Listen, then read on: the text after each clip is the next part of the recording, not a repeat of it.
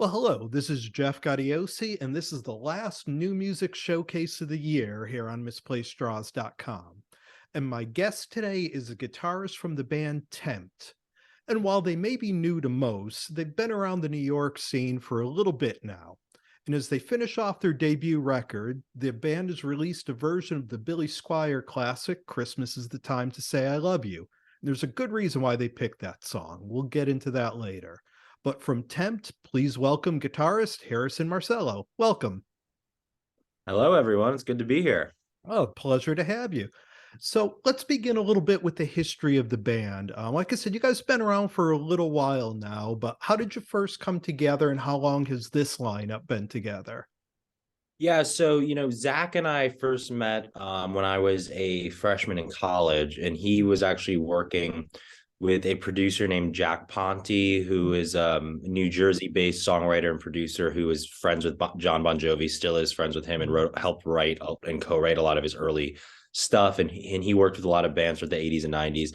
And Jack Ponte's advice to Zach was basically, you need your Joe Perry, your Richie Sambora, your Van Halen type, writing partner that to cultivate that singer guitar player duo. So Zach actually then found me on YouTube because at the time I had made a bunch of guitar covers on YouTube all through high school and into college. So he found me there and we connected. We got together and just hit it off right away, started writing songs together.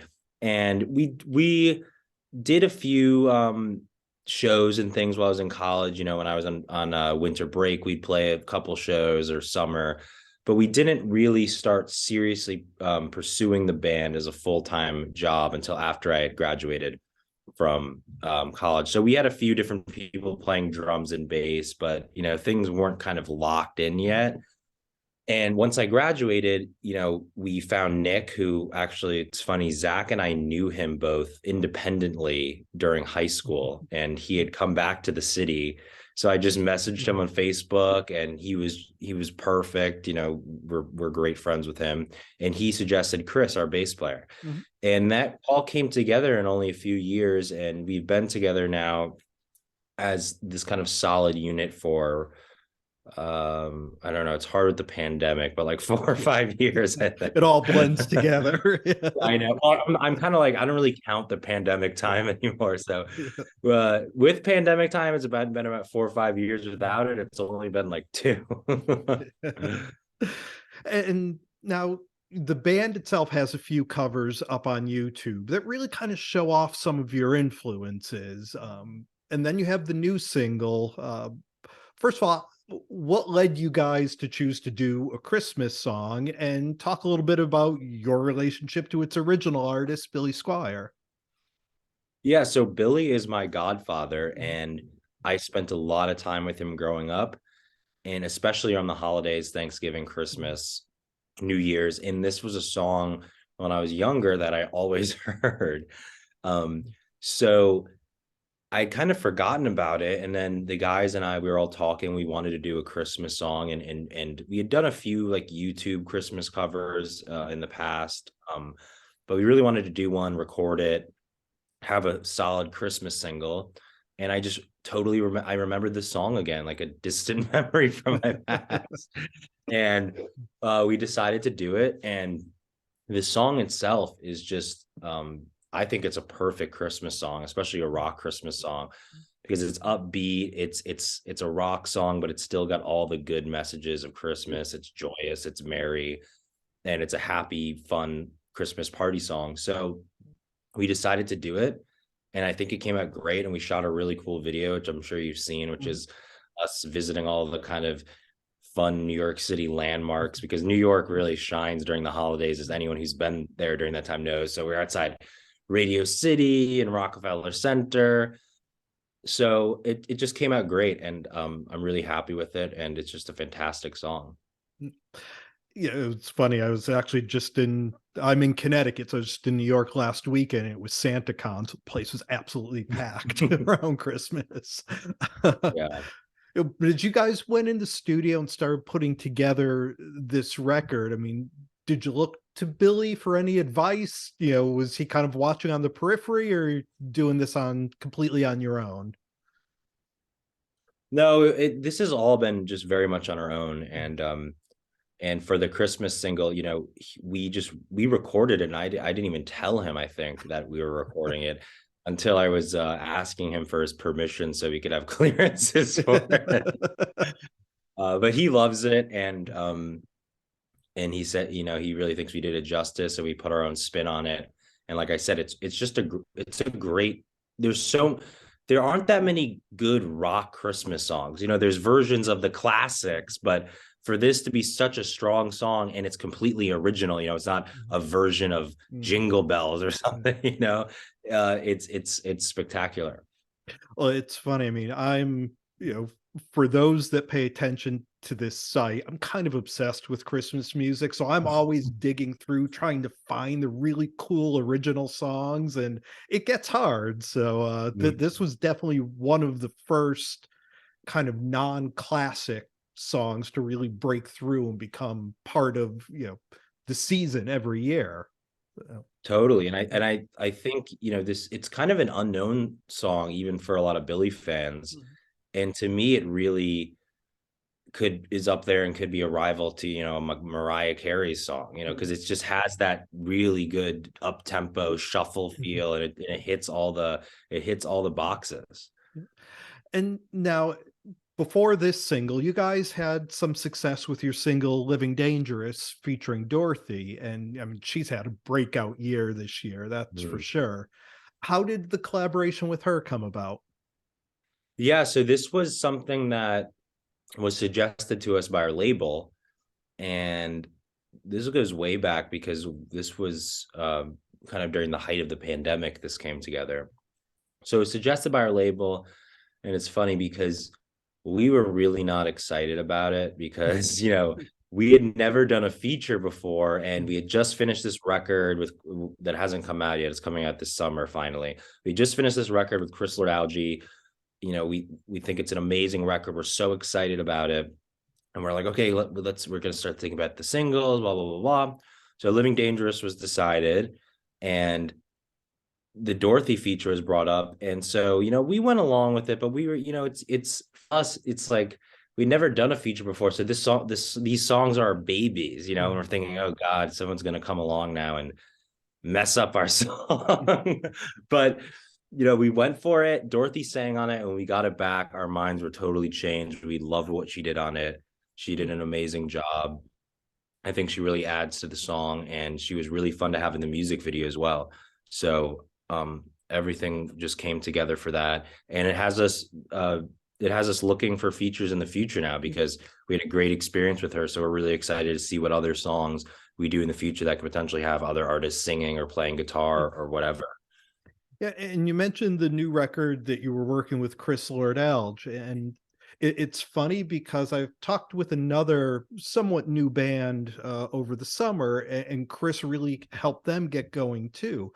And I always find it interesting that for a guy like him that has just this enormous resume and could do anything he wants, I love that he works with new bands and younger bands to kind of help you guys get where you need to be.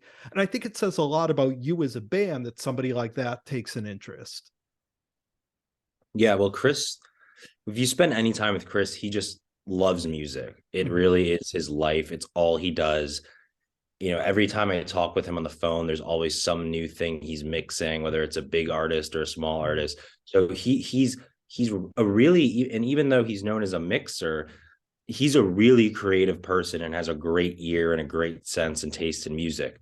So, it's definitely great working with him. He's also taken up a management role with our band as well, which has been amazing. And he was just so instrumental in the creation of the record because we would send him stuff and he's doing mixes and then he's making certain changes to arrangement things and stuff, and we're talking on the phone constantly. He's giving us great ideas. So working with him was spectacular. And I think you're right. I think it says a lot about what we're doing on this record and why we're so excited for everyone to hear it, because he, as people who've watched, him do mixing classes or interviews with him, he's a very, how do I put it? He's he knows what he likes and he knows what he doesn't like, and he's not afraid to say when he thinks something's crap. So having kind of the validation and the seal of approval from Chris Lord-Alge means a lot to us, and him becoming a creative partner with us means even more. So we're very excited for people to hear what we've created. Well, and let's talk about that record for a little bit. I mean, I think every now and then a new band comes along that just kind of gives rock music a shot in the arm that it desperately needs. And from what I heard from you guys so far, I really think you have the potential to be that band in 2023 because it's something new, it's something fresh. It doesn't sound like everything else we're hearing on the radio. Talk a little bit about how you guys see your sound and your style. Yeah, we obviously we love, and because we're all great instrumentalists and passionate musicians, when you're a guitar player, you listen to the greats of guitar, and that's how you learn. Or if you're a singer, the same thing goes with Zach. So we obviously we're a band, and we're a rock band, and so we bring that energy and that live entertainment factor to what we do. But also we have so many different influences, especially the four of us together. And it goes from everything from, I'm a huge Rush fan. Nick's also a huge Rush fan. It goes from everything from that to, listening to the Backstreet Boys to listening to modern stuff like The Weeknd or the 1975, or even or something heavier like Slipknot. So we listen to so much music, and we really think we have with this record that we were taking rock in a totally new place, and we have a completely new understanding what the genre is, and how we can bring that style of rock music back, where it seems like everything you listen to on the radio is either with rock is either super heavy or super light. There's kind of no middle ground. So we see ourselves kind of just bringing a totally unique new style of rock music that's really our own back, and that's why we're so excited for this record. Yeah, honestly, what struck me, and I haven't heard the whole record yet, but I've heard quite a few songs. I mean, there was one song where you guys had horns going through it that just kind of adds a whole new sound. But I think for me, a lot of it, the background vocals on a lot of your songs really grabbed me. I mean, it almost kind of reminded me of, Def Leppard's classic period, just those big background vocals that really boost everything. I love background vocals because I'm obsessed with Mutt Lange. So obviously the Def Leppard inclination is correct. But growing up, all the Mutt Lange stuff, from the Cars to Def Leppard to Shania Twain, AC/DC, it was just something I was so interested in him, because he's such this kind of mysterious figure that doesn't give interviews. So you really have to learn from him just from listening to his music. So, and one of the greatest things about him is his voice, and he sings on all those records. That's why they always have that distinctive background vocal sound. You listen to the Bryan Adams record, and say, oh, those sound like Def Leppard vocals.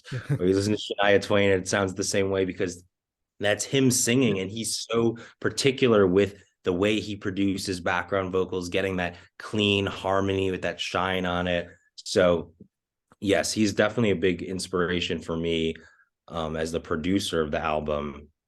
And so I think that's where a lot of that comes from. And as far as the creative aspect of the band, do you all take part in the writing? Is it something, where you handle the music and Zach does the lyrics, or do all of you guys kind of work together? We pretty much work together, and it's very organic. So there's times where we do just kind of don't have anything and say, okay, let's just all get together at someone's house and play a guitar and come up with some stuff. Or there's times where Nick might bring in a drum beat or a guitar riff, and we'll be like, oh, that's cool, let's work on that, and we'll start building on that. Or there's been times where I basically just completed a song, and we'll have that, and everyone's saying, oh, that's a great song, let's do that. So we're totally open with the creative side, but everyone for the most part really has a hand in writing the record. And in terms of music and lyrics, it's totally up in the air. There's great melodies that Zach has come up with, Nick has come up with. There's also great lyrics that I've come up with. So we're totally whatever we're kind of feeling, it's a great writing and creative environment where we just let it go, whether it's a melody or a chord progression, a lyric. We're kind of just all open to that, which has been really great. And as far as playing live, because I know you guys have done some stuff in the New York area, as the record begins nearing its release and eventually comes out, you guys have any plans to do a bigger tour? And would you rather kind of go do clubs on your own or join in with something bigger and maybe be, the third band on a larger bill or something like that? Yeah, so we don't have any kind of confirmed dates or anything, but we are definitely going to be touring when these singles and the record is going to come out. So, spring and summertime, we'll definitely be touring. We actually are releasing a cover that we did of We Will Rock You, the fast version, which is a song we've been playing for a while now as one of our encore songs, which is really fun. And for the release on the 13th of January is when the video releases. And that video is actually going to be a whole kind of montage recap of this European tour we just did over this past summer, which was really fun. It was the first real tour we've done, and it was in Europe, and it was doing a lot of the big festivals. We played a show with Iron Maiden, and we played some shows with Shinedown, a couple of shows with Mark Tremonti. And I think that really opened our eyes to the fact that we want to be playing the biggest venues possible. I mean, that's really where we shine as performers. Obviously, we've played in clubs a million times over, so we can do that, obviously, but playing those big stages and for all those people really is where we shine as performers, like I said, and where we want to be. And I think that's the kind of venue that our music demands. It's big, it's exciting show, it sounds huge, so that's really what we need. So going forward, I'm looking for this touring in spring and summer. We're definitely going to be playing with other artists, doing festivals again, and trying to expose ourselves to as many people as possible, because that's still, despite all the social media and the SoundCloud and Facebook and Instagram and all that stuff, the way bands still make it today is live exposure, doing the festival circuits, opening for another big artist, and just organically getting those fans.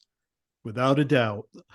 Well, we've been spending some time here with Harrison Marcello, guitarist of the band Tempt. They have a couple of singles out right now, Living Dangerous with Dorothy and Christmas is the Time to Say I Love You. Harrison, thanks so much for taking the time. Best of luck with the new record, and look forward to catching you guys playing live. Great. Thank you so much, and thanks for having me. Thanks.